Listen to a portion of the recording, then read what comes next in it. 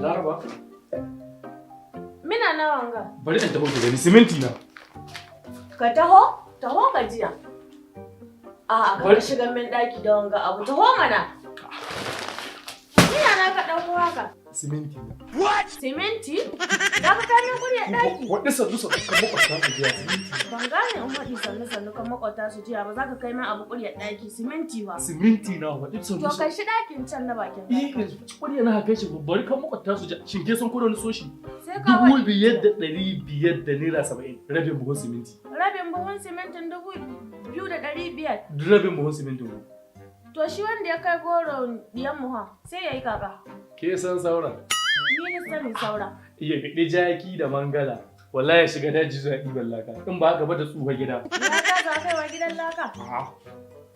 Da ya fito da ya gwalta. Allah ba ni Allah.